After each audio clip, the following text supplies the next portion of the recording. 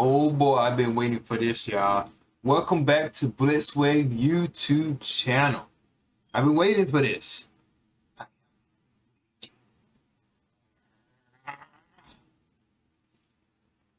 For those who don't know, I did see the Black Panther. I haven't done my review on it yet because I was waiting on the Critical Drinker, and this technically gonna be my review slash Critical Drinker thoughts on this as well, because I'm pretty sure he's gonna. Because usually when a movie is really bad, I don't do a review. You'll know when I do a review on something. If I really love something and I do a review on it, and if I don't want to do a review on it, I hate it. I hate it. If I do a review on it, I love it. But this was not it, Chief.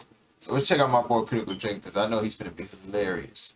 You don't need some asshole like me to tell you that Black Panther was one of the biggest success stories in the entire MCU, helped in no small part by a stellar cast of extremely talented actors, a prime slot at the tail end of the Infinity Saga when the momentum of the franchise was virtually unstoppable. I mean, Jesus, if Captain Marvel could make over $1 billion, then I think we can safely conclude that people were willing to watch pretty much anything with the Marvel name slapped on it. Not to mention a powerful socio-political movement that for some reason decided to make this movie its chosen champion, much to Disney's non-dismay. Either way, whatever its objective merits, Black Panther was a smash hit with critics and audiences alike. The question is, what happens when you take away all those vital props and advantages and replace them with nothing at all? Well, you end up with Wakanda Forever, a bloated, preachy, tedious, self-important, clumsily written mess of a film with an uninspiring protagonist, a tenuous plot, ridiculous action sequences, highly questionable morality, and the most boring, forgettable MCU villain since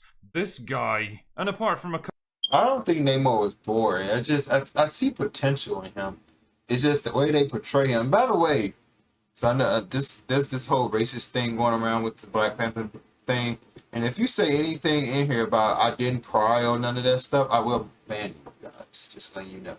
Don't come in here being stupid in the comments and say anything wild. This is a friendly YouTube channel. Everybody's welcome. Don't come in here and say, "Oh, you didn't cry." Of course I didn't cry. I fell asleep in this movie. It was long. It's 3 hours long. Fell asleep in it. The story just took too long. It was slow. The action came when I literally went to sleep. Spoiler alert, the mother dies.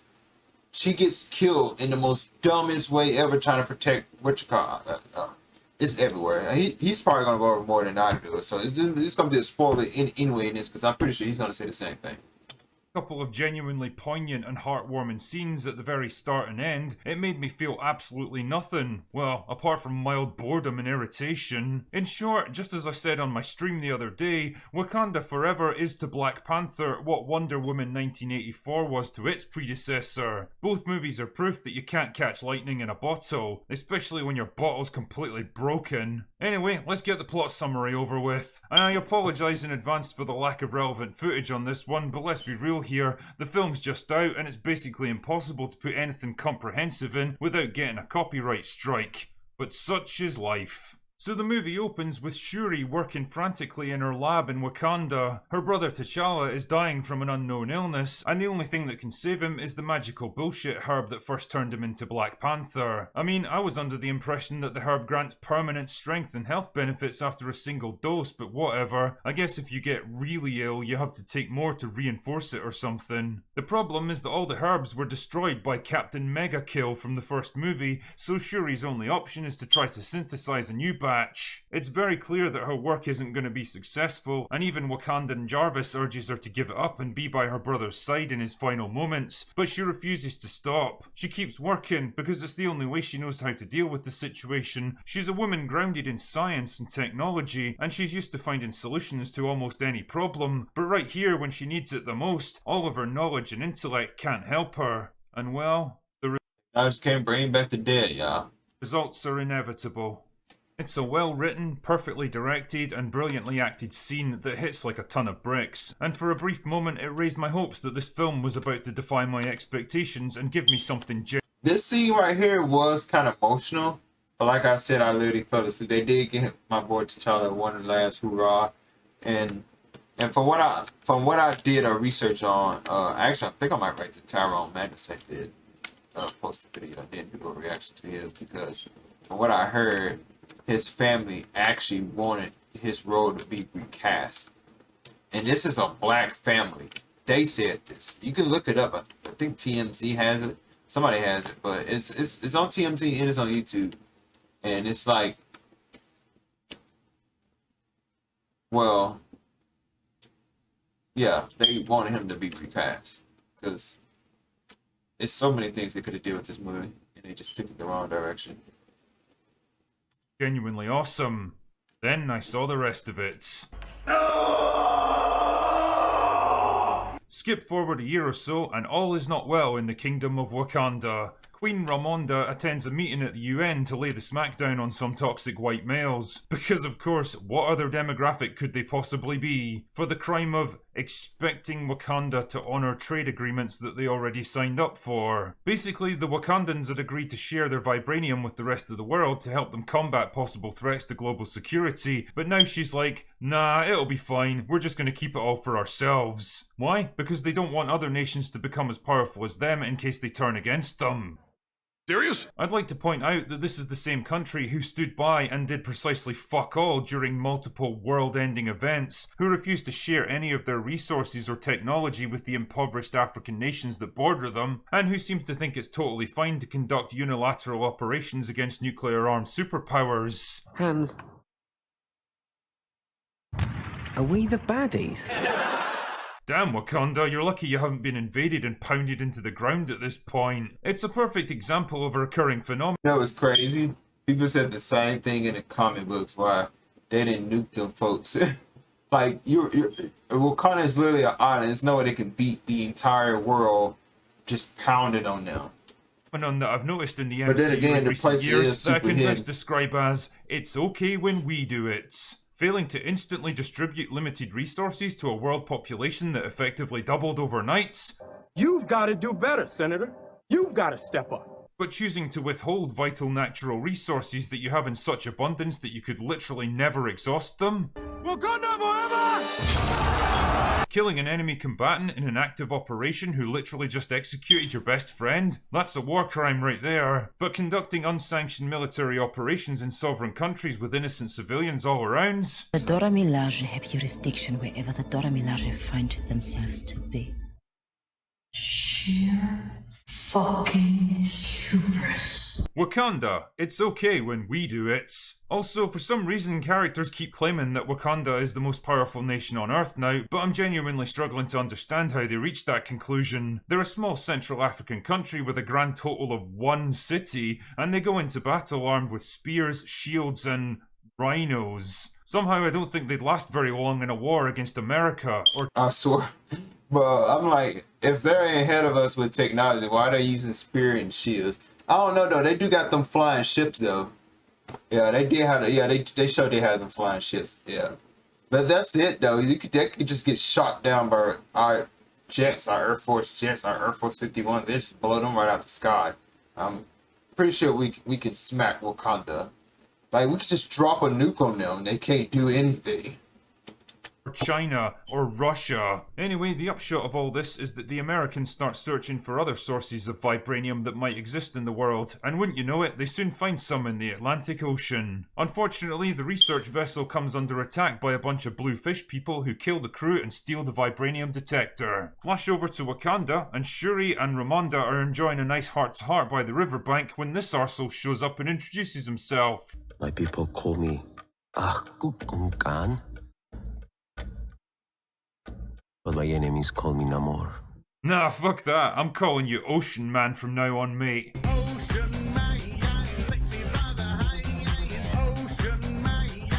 No way.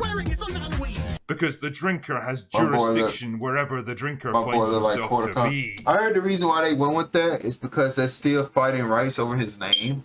Because Namor fights the Hulk, and that's why they because he was supposed to be called something else, but they changed it. Cuckoo Khan, yeah, and yeah, it's because what's the? Somebody let me know in the comments below what was their name, who owns Hulk for the movie rights now. I thought, isn't it Planet something? It's Planet something that owns Hulk, but they also own Namor because Namor fights Hulk in one of the issues of the comic books, if I remember correctly. So Ocean Man is the leader of the Blue Fish people, who are another race of isolationist arseholes, this time living in the deep ocean. You know, at a certain point you have to wonder how many more ancient, previously unknown factions, cultures and nations are going to come out of the woodwork in this franchise. Anyway, whatever. Ocean Man's angry because he doesn't want humans poking around his underwater kingdom and stealing all his vibranium, so he wants the Wakandans to help him track down the scientist who made the detector machine so that he can kill her.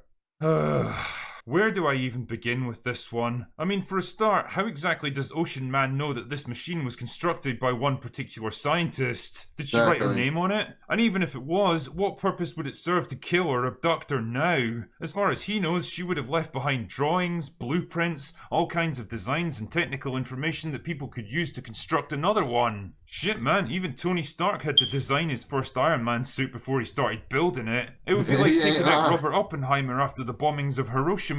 It's a bit late for that now, mate. The cat's out of the bag. Also, none of this means anything anyway because the Americans already know exactly where the vibranium is. I mean, do you really think that ship you attacked wouldn't have logged its position, or been tracked by satellites, drones, and global positioning systems, or called in what they'd found before you killed them all? The fact that the ship was attacked in international waters would be a very obvious red flag to the Americans that they'd found exactly what they were looking for, and that someone was trying to stop them. All of this puts the Wakandans in a pretty awkward position because the Americans believe they were responsible for the attack. Twitter, I mean, if that's the case, then such an attack would definitely be considered an act of war that would almost definitely lead to military retaliation, but apparently everyone's chill about it for now, so whatever. Either way, the Wakandans have to do something, so Okoye and Shuri decide to go after the scientist and bring her in. And to find her, they contact Bilbo Baggins because I guess these movies haven't humiliated Martin Freeman enough yet. Oh, and if you want a little example of the fucking horrendous pacing of this movie that resulted in it almost being 3 hours long, then allow me to set the scene for you. So Bilbo Baggins is out jogging in the woods when a mosquito starts pestering him. He tries to swat it away, but it keeps hovering in front of him like it's trying to get his attention. Eventually he realises it's not actually a mosquito, it's a miniature drone that wants him to follow it. So he duly follows it through the woods, not suspecting that this could be anything sinister, where it eventually leads him to Okoye and Shuri. Fucking why? What was the point in any of this? If you wanted to make contact with the guy, why didn't you just hide behind the bush and grab him while he was running? Or wait on the path ahead of him so he'd literally run straight into you? I mean, you're already out in the middle of fucking nowhere anyway. Why did you have to lead him further into the woods? Why does this movie keep setting up stuff whose only purpose is to waste our time? Oh, and in case you're thinking this is just set up for some cool payoff later, it isn't. The mosquito drone is literally never seen nor mentioned again. Fucking awesome writing, guys. And of course, Bilbo immediately spills his guts and gives away vitally important national security information by telling them where to find the scientist, because that's what elite CI operatives are supposed to do, right? Not a great plan. Seriously, dude, how the fuck did you even get this job? So they go to the university where the scientist works, and wouldn't you know it, it's a 19-year-old college student named Riri Williams. Better known from the comic books as a cheap, idealized knockoff of Tony Stark, minus the flaws, personality, and charisma. And she also builds quantum supercomputers and Iron Man suits out of scrap materials in her spare time, because fuck it, of course she does. Honestly, I can't wait until we get to the point where weapons and technology are designed by 2-year-olds who invented surgical implements while still in the womb so they could perform a cesarean section on themselves. So Shuri and Okoye bring her in, but oh no, the FBI arrive to stop them. But that's okay because it's basically an excuse to have an extended chase sequence where Riri crashes an aircraft into a police barricade, almost certainly killing and injuring at least a dozen police officers for the crime of doing their jobs. But oh no, Ocean Man and his blue fish people show up and capture Shuri and Riri. Wait, does that make them Shuriri? Anyway, he takes them down to his underwater kingdom to persuade Shuri to join forces with him, because apparently he's decided the best solution now is to kill every single person on the surface. Boy, that escalated quickly. I mean, that really got out of hand fast. That shit did escalate quickly. I was like, when he kidnapped them, I thought he was gonna kill them, but this might say he's gonna wipe out all the human race on the planet. I was like, bro, you literally live underwater. They could just shoot nuclear bombs at you guys and you would just die.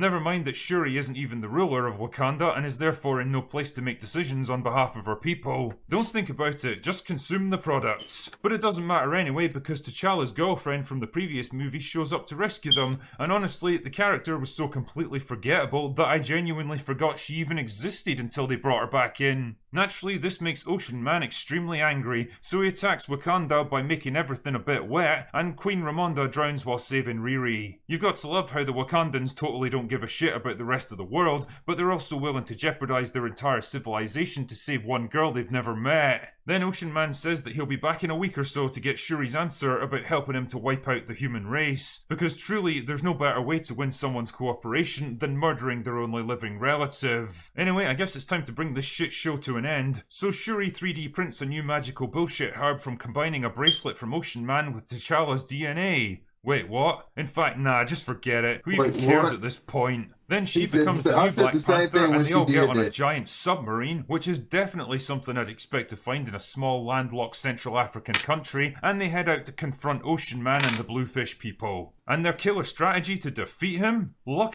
You know what's funny?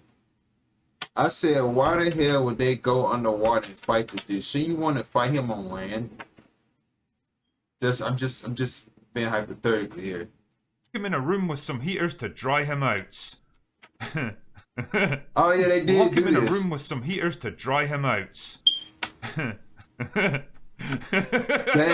That actually happened. You know, I'm not entirely convinced this movie isn't just some elaborate troll. So there's a whole bunch of CGI fighting and bloodless killing, and Shuri gets a spear shoved right through her stomach, almost severing her entire spinal column. Yeah, you know what's crazy? With the way that spear looked when it pierced her body, it looked like it was in the middle of her body. I was like, shouldn't she have died from that? No, because the way they did it is like, it wasn't on her side. It was like literally you could see it was in the middle, and I'm like, technically she would be dead. But I guess the herb saved her or whatever. But she's like, nah, it'll be fine. Then she blasts him with the afterburner from an engine, and he gives up, and everything goes back to the way it was before. And that's it. That's the plot for Wakanda Forever. Jesus fuck mothering Christ, what a mess this film is. Somehow managing to combine all the worst tendencies of the MCU, the overuse of bad CGI, the ridiculous levels of technology and power creep, the constant need to introduce next product, the shameless pandering and lecturing, with a script that feels like 3 different films hastily chopped up and patched together. The tragic death of Chadwick Boseman was a huge loss, both to Hollywood in general and to this film in particular, and clearly the script had to be rewritten to accommodate it. But what it really needed was a complete rewrite from top to bottom, and it absolutely didn't get it. What we have here feels rushed and haphazard, like characters were swapped around at the 11th hour without any thought for how it impacts the overall story. People can be having moody contemplations on the nature of loss, death, and grief one minute, and then cracking jokes and smiling the next like nothing even happens. It's so weird and jarring, and it doesn't fit with the film's themes of how people cope with personal tragedy, partly because it's the MCU, so we can't go more than a few minutes without some forced goofy humour, and partly because this is all leftovers from a very different version of the scripts. Like I say, it should have been properly rewritten, but like everything with Marvel, it has to all be done as quickly as possible. We've got to produce new products every couple of weeks, or people will forget that we even existed. Go, go, go, don't think about it, just get it done. Speaking of things that totally don't fit with this film, Ocean Man has got to be one of the worst antagonists in MCU history. Again, he's not that bad. I mean, I see potential in this guy. I really do.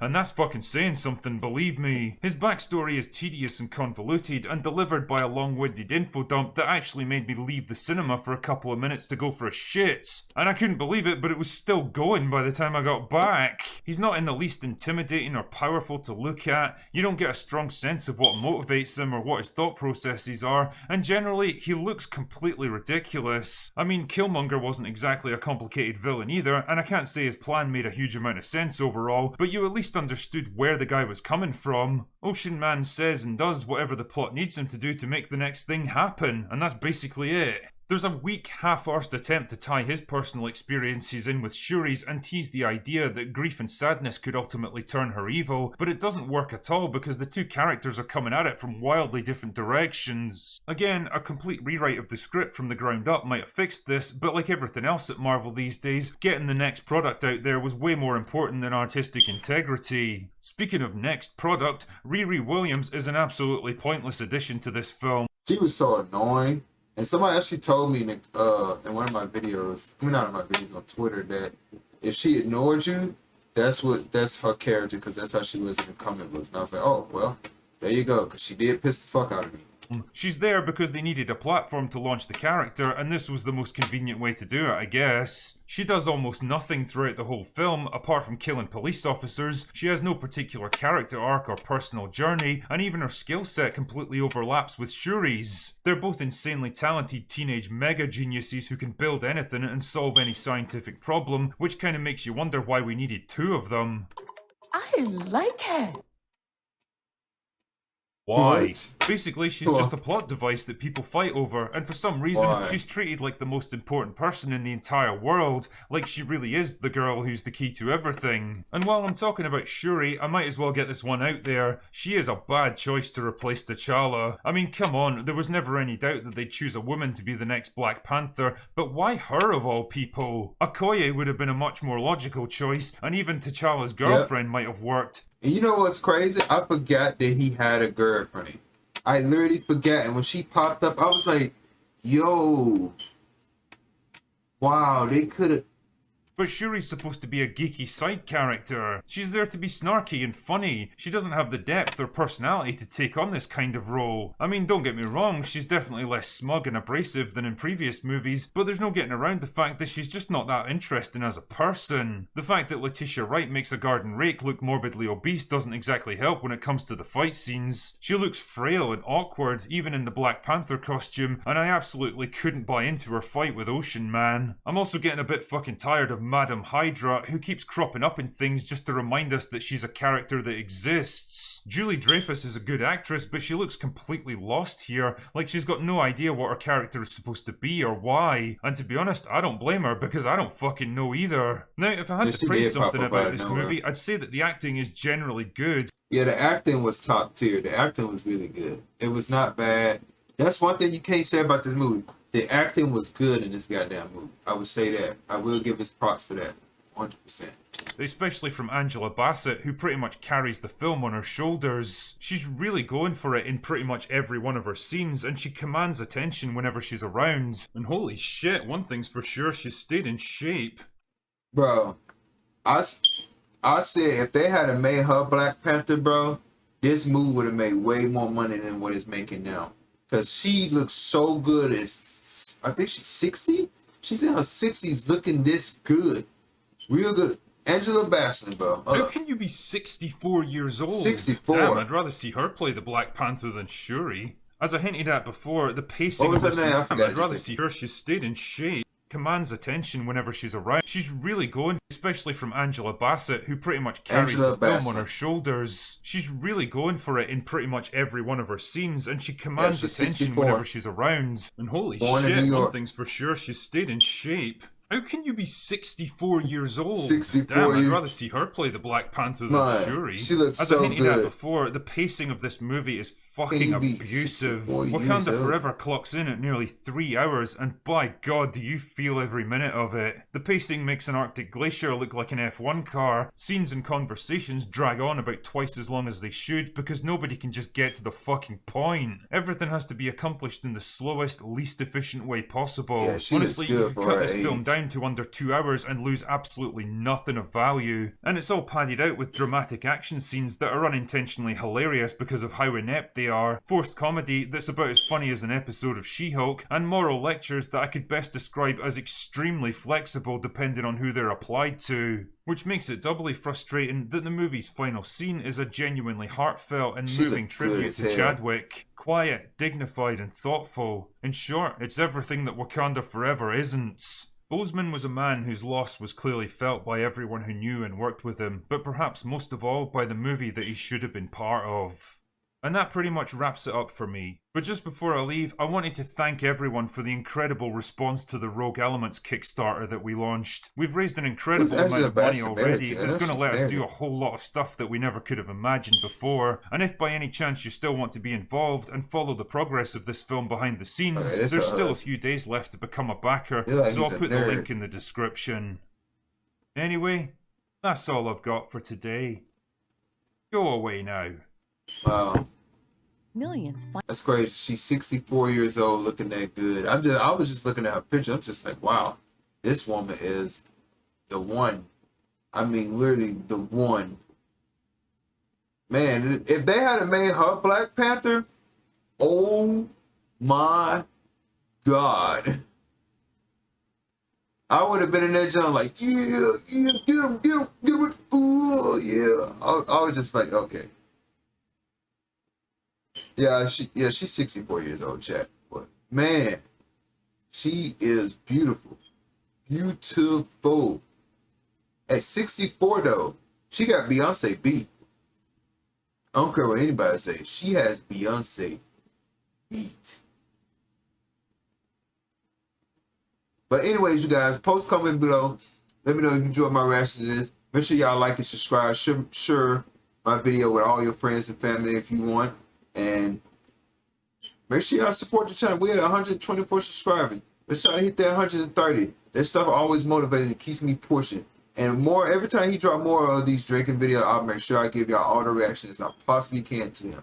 If I forget, you guys in the comments, my subscribers, the people that watch me, send me those videos. Send them to me. Send me any type of reaction you guys want me to react to, and I'll do it. Just send them to me. Make sure it's good though. Don't send me no trash stuff. I don't like watching something that's gonna put me to sleep, and I'll be like, because otherwise I will do that, and y'all just be looking at me going to sleep on it. But anyways, guys, I'm leaving. Bliss Waves out of here. I can catch you guys next time.